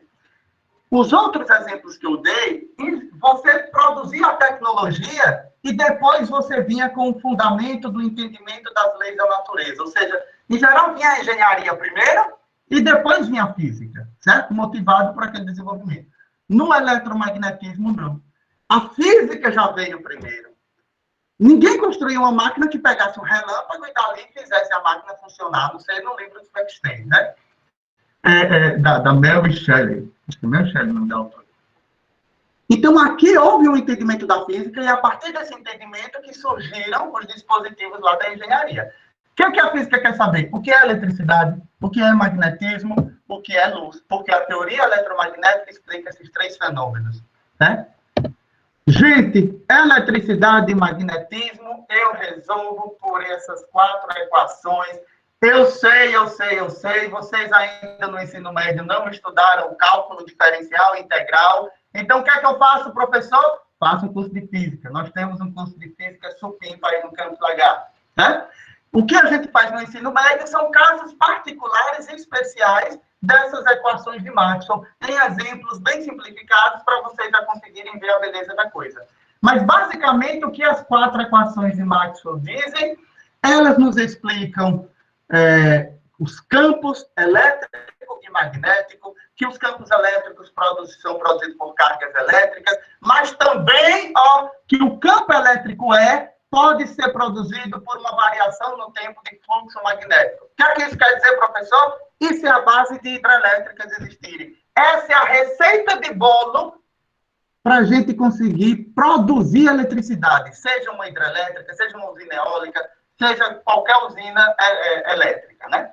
A receita de bolo é aqui, a chamada lei de Faraday-Lenz, né? O que é que ela diz? Diz o seguinte, você precisa de um ímã, e esse ímã precisa estar oscilando, então precisa estar variando no tempo, para produzir um fluxo magnético variante no tempo, e o efeito disso é que vai aparecer eletricidade. E a eletricidade, o mundo é antes e depois da eletricidade. Aqui está a receita de bolo, gente. Isso veio antes. E essa expressão matemática veio antes da gente ter todo esse desenvolvimento produzido pela eletricidade. Isso é uma coisa belíssima. É a capacidade intelectual do homem conseguindo entender a natureza para, a partir dali, conseguir manipular essas forças ao seu favor para produzir o trabalho que antes era o próprio homem que fazia, ou que o homem nem tinha pensado que poderia ser feito, né? E aqui, essas duas do meio, elas descrevem os campos magnéticos. Campo magnético não tem polo, é dado sempre por dipolo, e campo magnético pode ser produzido por correntes elétricas. Sim, correntes elétricas produzem campo magnético. Correntes elétricas se comportam como se fossem ímãs naturais, como se fosse um azougue, certo? Aquela pedrinha lá que eu chamei antes de magnetita, a gente chama de azougue, né? E luz, quando você pega as equações de Maxwell, resolve para descobrir campo elétrico e campo magnético no vácuo. Essas aqui são as equações de Maxwell no vácuo. Tem as equações de Maxwell no meio material e ainda tem as equações de Maxwell na forma diferencial. Essa aqui é a forma integral, certo?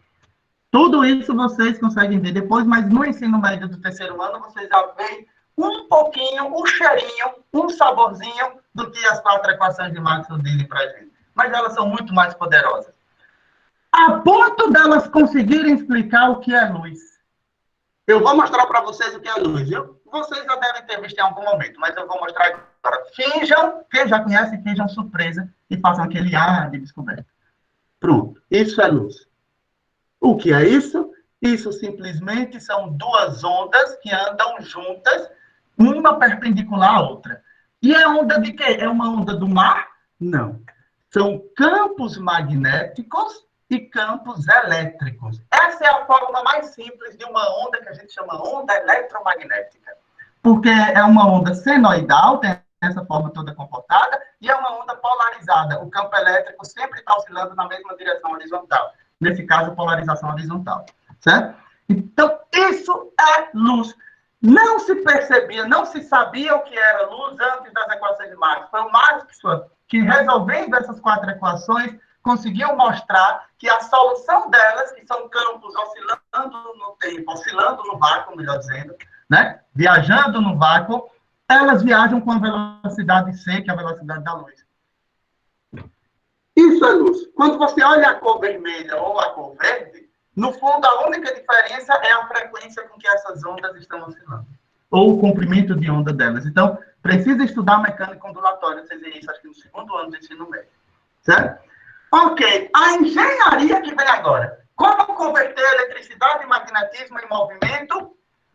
Aqui é um motor básico, talvez o mais básico, motor elétrico. Repare, você precisa ter uma fonte de corrente elétrica. Como é que você produz eletricidade, corrente elétrica? Eu já disse lá, né? A lei de Faraday-Lenz já nos mostrou. A corrente elétrica vem por aqui e você coloca essa bobinazinha, você coloca na presença de um campo magnético que é produzido por esse ímã, polo norte e polo sul do ímã, certo? O que é que vai acontecer? Pela lei de Ampère, uma força, corrente está passando. A corrente produz campo magnético. Esse campo magnético interage com o do ímã e vai surgir uma força. Vocês sabem, polos iguais se repelem, polos opostos do magnetismo dos ímãs se atraem, certo? Essa força é uma força perpendicular tanto à direção da corrente quanto à direção do campo magnético. A gente vê isso na chamada lei de Lorentz. E aí, essa força perpendicular vai fazer isso aqui girar. Isso é tão simples, gente, que a gente faz no laboratóriozinho de física, mesmo no ensino médio. É lindo, lindo, lindo, lindo, como corrente elétrica e ímã consegue produzir movimento e fazer essa bobina girar, certo? E aqui tem um problema que a engenharia conseguiu resolver. Essa espira tem que girar, ela vai ficar girando, ela vai, então, converter energia eletromagnética em energia de movimento, energia de rotação. Mas essa espira precisa receber corrente elétrica continuamente. Ou pode ser alternado também. Mas precisa estar recebendo corrente elétrica sem parar. E isso vem por esses fios. E os fios são parados, os fios não vão girar junto. Se girar junto, dá problema na sua máquina, vai quebrar. Como é que você consegue conectar uma parte da sua máquina que vai ser fixa a uma outra parte que vai ficar girando? A solução, você introduz anéis com escovas. São as famosas escovas de carvão, ou carvão que tem em máquinas térmicas. Por que carvão? Por que carbono? Pergunta a seus professores lá da eletromecânica, viu? Olha o Cleiton aí. Jogo a bucha para eles, ok? Aqui a gente entra em uma coisa que é extraordinária, que o entendimento do eletromagnetismo nos trouxe. Perceber que a luz vai muito além das cores. E todas essas luzes, entre aspas, é basicamente não, é onda eletromagnética, só muda a frequência ou o comprimento de onda. Frequência e comprimento de onda são proporcionais, inversamente proporcionais, certo? E o que a humanidade fez? Ela conseguiu usar outras faixas de ondas eletromagnéticas, de outras frequências, para comunicação. Então, aqui, gente, você conseguiu desenvolver rádio. Aqui você conseguiu desenvolver televisão. Aqui você conseguiu desenvolver sinal de Wi-Fi. Você conseguiu desenvolver satélites que estão lá e ficam trocando informação a todo instante.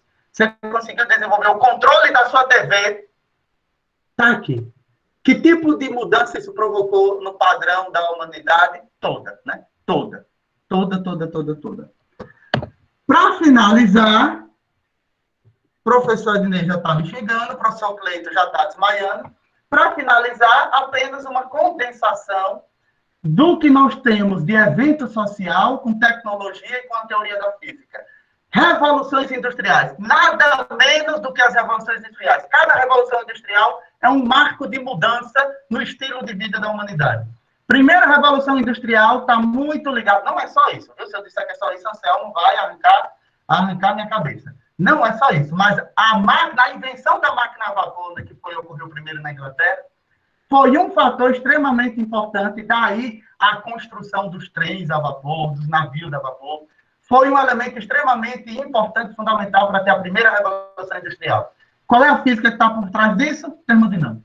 Segunda revolução industrial foi a eletricidade. Qual é a física que está por trás disso? A eletromagnetismo. Eu nem preciso dizer o que é que a eletricidade mudou, né?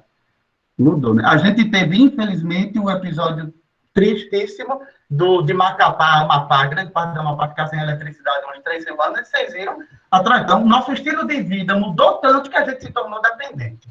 Certo? Terceira revolução industrial, basicamente com a robotização, a informatização, informática, microeletrônica. O que está por trás disso? Ondas eletromagnéticas, porque aqui entra telecomunicações também, ondas eletromagnéticas, mas aqui já começa a entrar a contribuição da física moderna. A física quântica conseguiu explicar a física dos semicondutores. Os caras que primeiro construíram um transistor moderno, que é simplesmente uma junção semicondutor tipo N, tipo P, tipo N. O que é semicondutor tipo P, tipo N, tipo P? Façam física, dê uma pesquisada, procurem seus professores do ensino médio, que aqui eu não tenho mais tempo de comentar. Isso produziu o transistor, fez com que o chip fosse possível de existir. Antes era a válvula, né? E aí diminuiu, produziu o PC, toda essa informatização, chegou no seu smartphone. Chegou no seu smartphone. Usa ondas eletromagnéticas e usa física de semicondutores, ali a exaustão. Quarta revolução industrial, alguns chamam indústria 4.0, é o que a gente está vivendo nesse momento. Aqui a gente tem, então, o uso da nuvem, informação na nuvem, informação não está em um meio físico, como em um HD, Big Data, grandes volumes de informação sendo processadas, e a gente acha que esses robôs, essas máquinas que conseguem processar esses grandes volumes de informação, sabem mais da gente do que nossa própria mãe, né? Internet das coisas, com a internet 5G, provavelmente a gente vai ver geladeira, fogão, tudo ligado à internet, tudo com inteligência artificial. Hoje a gente já tem televisões, né, com isso. E isso aqui eu acho que ainda vai ser bem mais avançado à medida que a gente conseguir desenvolver as áreas modernas da física de espintrônica, de informação e de computação quântica. Já temos alguma coisinha aqui, mas à medida que a humanidade conseguir controlar melhor o mundo microscópico, as leis microscópicas, teremos realmente uma outra mudança de estilo de vida. Obrigado, obrigado, obrigado, obrigado. Então, muito obrigado. Querido professor Cleiton. Tá joia. Então, muito obrigado, professor André, por ter trazido essas explanações sobre as ciências físicas, sobre as energias em movimento, né?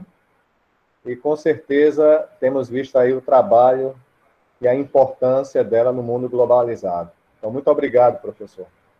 Então, agora vamos dar continuidade para encerrar o nosso ciclo, né, das palestras agora nessa parte da manhã. Então, vamos convidar o professor Ednei Menezes Nogueira, então falar um pouquinho sobre a formação do professor. Ele é bacharel em teologia pelo Ateneu Pontífice Regina Apostolorum, de Roma. Tá certo, né, professor? E licenciado em filosofia pela Faculdade São Tomás de Aquino, Alagoas, mestre em filosofia pela Pontifícia Universitas Gregoriana, também de Roma, e membro em formação da Associação Psicanalística de Aracaju, né? Então, vamos dar atenção aqui às explanações, às colocações do nosso querido professor Ednei. Bom dia a todos. Tá dando para escutar direitinho? Tá escutando? Tá um pouquinho baixo, Ednei. Não sei se tem possibilidade. Só de aumentar só um volume a mais. E agora, melhorou? Tá melhor, tá melhor. Pronto. Bom, como eu só tenho 20 minutos para torturar vocês e não consigo apresentar, né, o que eu programei, né, não conseguirei, como os outros professores também, não conseguirei apresentar em 20 minutos, e a nossa fala vai até meio-dia, e até porque eu tenho um compromisso logo depois também do meio-dia, eu proponho suprimir minha fala e deixar esses, 20 minutinhos, 18, para perguntas, porque aí poderia, a partir das perguntas, tanto esclarecer melhor, aprofundar a fala do professor André e do professor Anselmo, como também poderia fazer algumas intervenções a partir das perguntas. Então, eu passo a bola e deixo esse espaço para que os alunos também participem, né, para que eles possam fazer suas perguntas. Pode ser, professor Ednei, nos 10 minutos finais, né? Então, vamos até meio-dia. Então, a partir das 11h50, né? Então, teríamos aí essa interpelação aí, esses comentários, né? E os questionamentos. Ednei, me permita intrometer. Sim. Eu realmente, eu não sei se é porque a gente tinha tido aquela reunião de planejamento, que eu realmente fiquei muito curioso para ver sua fala. Eu entendo todas as questões do tempo, a Anselmo e os problemas técnicos atrasaram um pouco a gente. Não dá para você, pelo menos, ir para a conclusão, vai só para o slide da conclusão, que geralmente a conclusão faz um apanhado geral. Você toca só na questão de ética? Não, na filosofia, André, não funciona assim, não.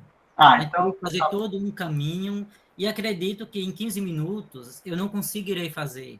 E aí, prender os alunos também, mais do que o tempo, eles esperando pela obrigatoriedade de assinar a lista de presença, seria muita tortura para os nossos meninos. Como essas questões também eu já converso em sala de aula, então são questões que eles não irão perder, né, de qualquer forma, visto que a nossa intenção era falar para eles, né, e não uma reunião docente.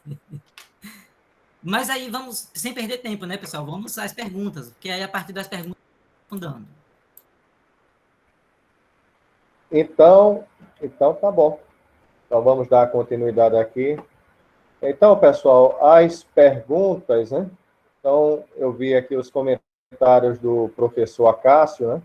Então, os comentários que foram bem pertinentes, né? No quadro histórico, né? Sobre a globalização. Mas, assim, das perguntas, aqui não temos uma pergunta em específico, né? Mas eu vou fazer uma pergunta aqui ao professor Anselmo, então os colegas e os presentes podem verificar se tem alguma pergunta, né, a ser feita. Mas eu vou fazer uma pergunta ao professor Anselmo aqui, que tratou sobre a globalização, né? Então, como é que Anselmo ele tem observado, né, essa evolução histórica aí com respeito à globalização? Se tem havido uma conscientização, isso no decorrer das décadas, do tempo, né, em que vivemos, como é que o professor tem visto essa condição, né, na conscientização humana, né?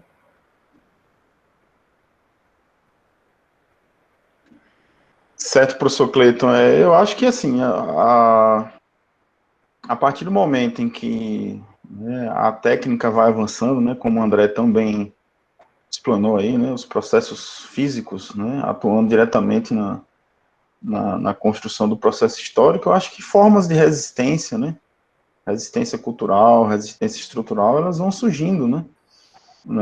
Por exemplo, eu acho que a Ednei pode, né, tá fazendo essa reflexão, né, de como esses processos de automação, né, industrial, né, interferem numa ética mais universal, né, como isso está interferindo mais na humanização, né, nos aspectos da solidariedade, enfim, mas para cada momento histórico houveram respostas, né, pragmáticas, né, por exemplo, na fase da Revolução Industrial no século XIX, né, o movimento operário se organizou, né, surgiram as noções de sindicato, né, de greve, né, surgiram as principais teorias alternativas, né, a essa ordem capitalista, né. Atualmente também os movimentos sociais tentam se organizar no sentido de pensar como será a resistência, né, ou alternativas a essas novas relações, né, de produção, né, que não é fácil, né?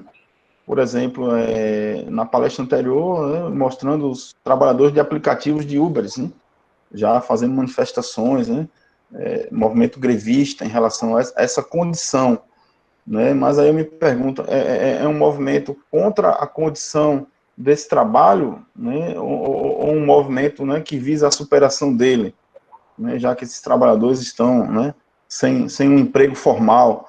Então, assim, a gente tem que se, né, reinventar enquanto construção social para poder enfrentar esses desafios, né? Por exemplo, eu acho que cabe aos estados nacionais, né, fortalecerem suas economias, né, darem condição aos trabalhadores, né, para evitar esse tipo de precarização, né?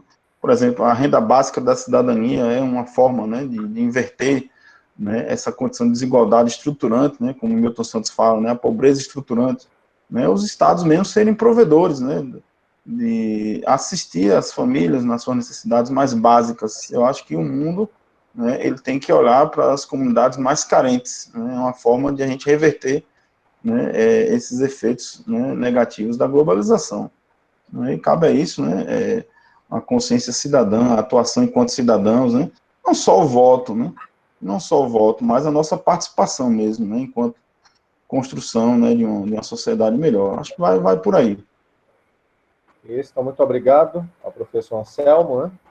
Então, como já tocou aqui na questão das humanidades, tem uma pergunta interessante aqui, que é feita pelo professor Acácio, né? Que é dirigida ao professor Ednei, né?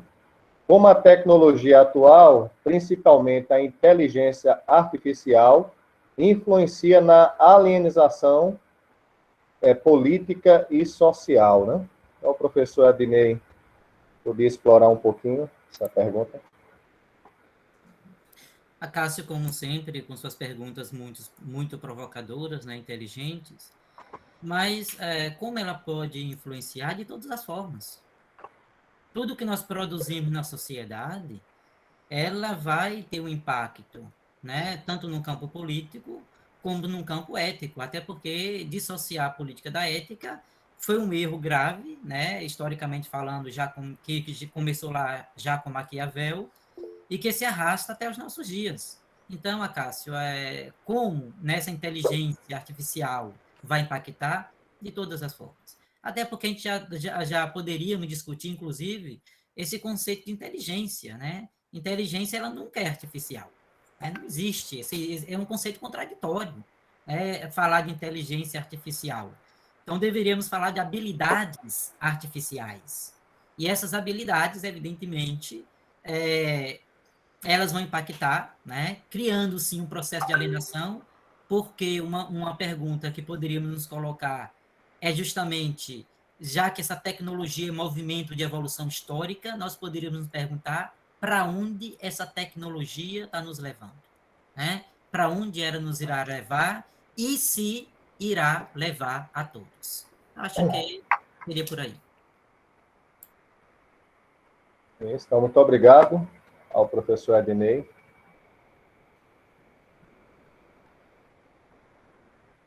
Então, mais perguntas? Alguém tem mais alguma ponderação a ser feita? André, eu vou fazer uma pergunta ao professor André. Então, estamos vivendo aí esse período da pandemia, né? Então, como é que o professor tem achado que as ciências físicas, né, têm contribuído para esse momento que estamos vivendo, né? Então, a gente tem de qualquer supermercado, né? Primeira coisa que verifica, às vezes, é a temperatura, né? Como é que o professor poderia colocar um pouco essa contribuição nesse momento que estamos vivendo? Veja, obrigado pela pergunta, Cleiton. O Anselmo Vital parece que tinha feito também uma perguntinha no chat, eu vou tentar responder as duas rapidinho. A sua, existem certos eventos sociais que promovem o avanço de uma ou de outra ciência mais do que avanço nas outras ciências, né? A gente sabe que o avanço também de uma ciência, ela depende do interesse do Estado, porque você precisa financiar a ciência.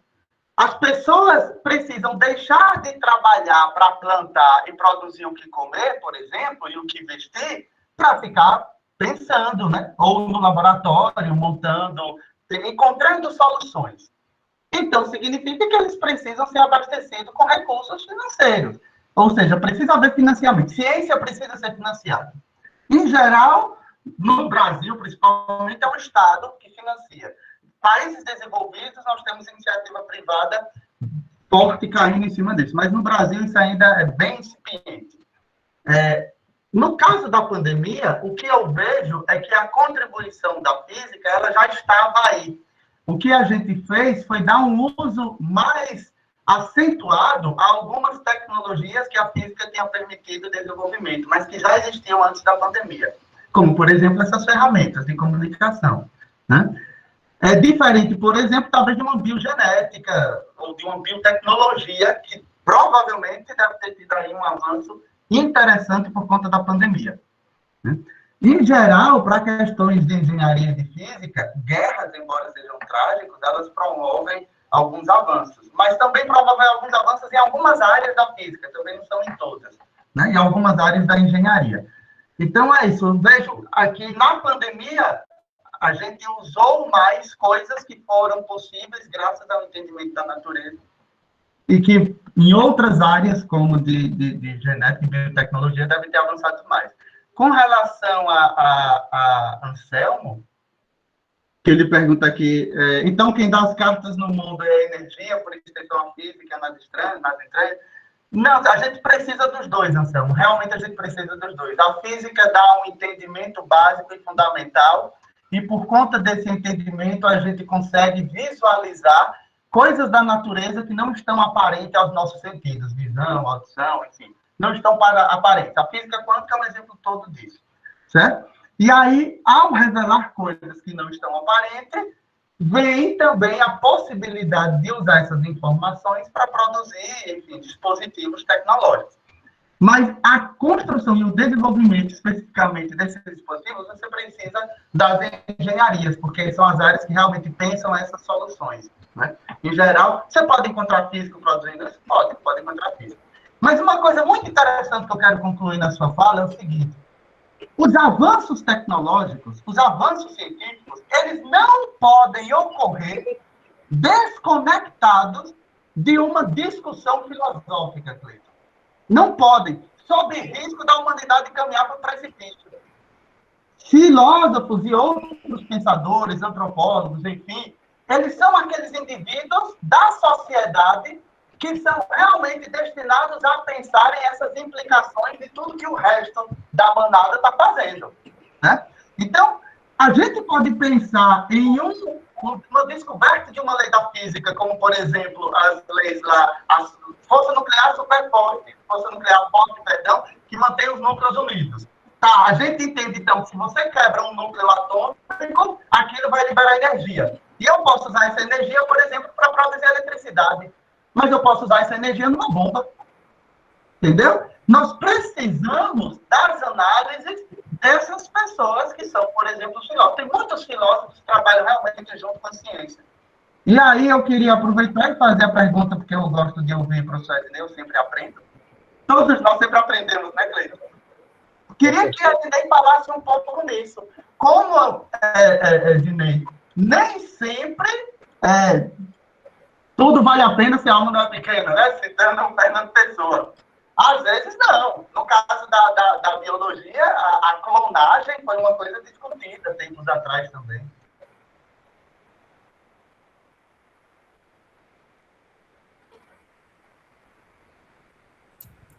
André, eu não entendi muito bem a sua pergunta, desculpe. Pensar como se dá esse processo de reflexão associado a um desenvolvimento da ciência e consequente desenvolvimento tecnológico. Nem sempre, por que é importante essa reflexão? Porque nem sempre aquela descoberta por mais que ela esteja enraizada em uma consequência positiva, nem sempre a gente está preparado para ver as consequências negativas de outras aplicações, como no caso a bomba atômica. Você pode usar a energia nuclear para converter em eletricidade, você pode usar a energia nuclear para bomba. Você pode ter desenvolvido essa ciência, essa tecnologia pensando na eletricidade, mas outras pessoas podem ter pensado para fins bélicos.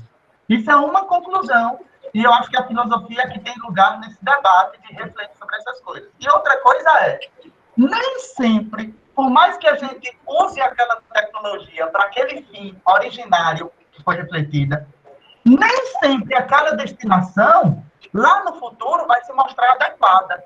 Porque, por exemplo, isso pode implicar uma exploração do meio ambiente absurda. Então, vamos fazer indústrias. Mas e o efeito estufa que vem depois? Esse tipo de coisa, entendeu? Essa ética por trás dos avanços. E esses avanços também o que trazem de contribuições sociais, que às vezes também não trazem. Né? Para todo mundo, pelo menos, não. Muito bem. O que é próprio dos grandes intelectuais, né, as suas perguntas retóricas, eu acho que o próprio André já deu, né, a resposta à pergunta dele. Mas só complementando um pouco aquilo que ele já respondeu, essa ideia de movimento é um equívoco pensar que todo movimento é uma busca de perfeição ou a busca do bem. O Aristóteles ele tinha dito, né, lá na sua Metafísica, e também no seu discurso sobre a virtude lá na Ética, que o movimento ele deve caminhar par e passo com a ideia de evolução. Todo movimento deve ser, digamos assim, direcionado pela ideia de evolução. E não existe evolução para o mal. A evolução é uma palavra que está grávida da ideia do bem. Evoluir é caminhar em direção ao bem, caminhar em direção à perfeição do ser. Né? Então, aqui eu estou pensando com Aristóteles. E pensar que a humanidade ela evolui a partir do momento que ela produz tecnologia, isso é um engano. Né? Isso é um engano. Porque a tecnologia, sem a consciência ética, ela tanto pode ser usada para o bem como pode ser usada para o mal. Então, a evolução da humanidade, ela deve caminhar a partir como se fosse duas faces da mesma moeda, tecnologia e ética. Não basta saber o que fazer, né, e como fazer. É preciso também compreender como usá-lo e para que fim usá-lo. Então, dizer que um país desenvolvido é aquele que detém, né, a tecnologia, como diria o Augusto Comte, lá no seu positivismo, isso não é verdade. Nós vamos encontrar aí países super desenvolvidos, vivendo suas ganâncias, e acredito que agora a pandemia escancarou a farsa desse modelo de globalização que se está impondo, uma vez que a globalização não é um ambiente como receptáculo das diferenças, mas está se tornando um movimento de imposição de uma mentalidade, de uma moda, de uma forma de pensar, de um tipo de tecnologia, né? Então, acredito que essa pandemia escancarou a farsa, né? Escancarou a hipocrisia daqueles que acreditam deter todos os meios tecnológicos. Você ter meios tecnológicos que não possa servir a todos, não vale a pena. Né? Todo o conhecimento que nós temos hoje na biogenética, nós agradecemos aos nazistas. Nós agradecemos as manipulações que eles fizeram, né, com pessoas. Mas será que vale a pena? Será que esse conhecimento que nós temos hoje valeu a pena, né, sacrificar a vida humanas em prol de um conhecimento para salvar outras vidas humanas? Mas como eu posso escolher entre vidas humanas? Então, a tecnologia, ela pode sim, né, a partir da sua potencialidade, sacrificar indivíduos em prol de outros. E isso é comum. Basta ver o discurso aí de primeiro mundo, terceiro mundo, aqueles que não participam de mundo nenhum, aqueles que não têm rosto, não têm nome, não têm onde morar. E a globalização passa por cima disso, como tratou. A tecnologia passa em cima disso, como tratou. Então, eu volto à minha questão inicial. Movimento é nos levar a algum lugar. A tecnologia, que é produto da ciência, se propõe nos levar a algum lugar. A pergunta é, a que lugar nós estamos indo? Qual é a nossa direção? Qual é a direção que está caminhando a humanidade? e essa tecnologia produzida irá levar a todos? Qual será o critério de escolha dos que vão e dos que irão ficar? Então, eu concordo com o André. Você pensar a tecnologia sem uma dimensão filosófica, eu não diria nem filosófica, sem uma dimensão ética, é autodestruição, né? Eu espero ter respondido, André. Só complementei a tua fala, viu? Porque, na verdade, você já tinha respondido. De modo que complementou nada. De modo é extraordinária sua capacidade de clareza e de síntese, professor Ednei. E, assim, sua fala final fechou com chave de ouro, né? Caminhar para a autodestruição. E, infelizmente, a gente está em um governo atual que claramente disse que, por exemplo, financiamento de filosofia não é necessário, não é interessante. É uma lástima, é uma lástima. Mediador Cleiton, Então, pessoal, vamos chegar aqui às considerações finais, né? Então, Anselmo, quer tecer algum comentário final? Fique à vontade. Agradecer a todos vocês, né, pela paciência, né, pela presença, professor Cleiton, pela mediação competente, né, professor André Neves, né, fabuloso. Professor Ednei, a gente sempre aprendendo, né, o professor Ednei sempre tem muito a nos ensinar, né, eu até provoquei ele aí, então Maquiavel errou e Sartre acertou, depois você responde aí, tá bom? Um grande abraço a todos vocês, obrigado, queridos estudantes, né, vocês são guerreiros, estamos nessa jornada juntos. Ok. Professor Ednei, algumas palavras finais, fique à vontade. Só agradecer, né, de compartilhar esse sábado pela manhã com vocês. Vale a pena sacrificar algumas manhãs de sábado, né? Sacrificar a praia, sacrificar o churrasco na casa da sogra para estar com vocês. É sempre muito legal aprender, né? Principalmente com grandes aí pensadores intelectuais como Anselmo e André. Só agradecer mesmo. Tá certo, André? Você tem algumas palavras finais? Fique à vontade. obrigado a todo mundo. Agradecer a mediação do professor Cleiton, o aprendizado com o professor Anselmo, o professor Ednei. Deixar as minhas desculpas ao professor Ednei, porque quem perde é a gente, que não aprendeu tanto quanto poderia.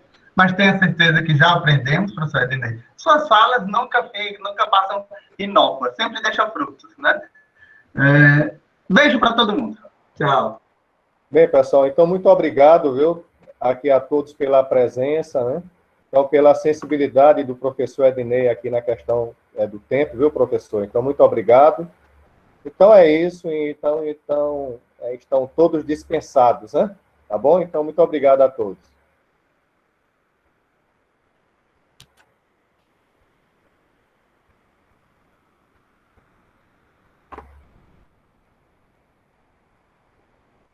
Valeu.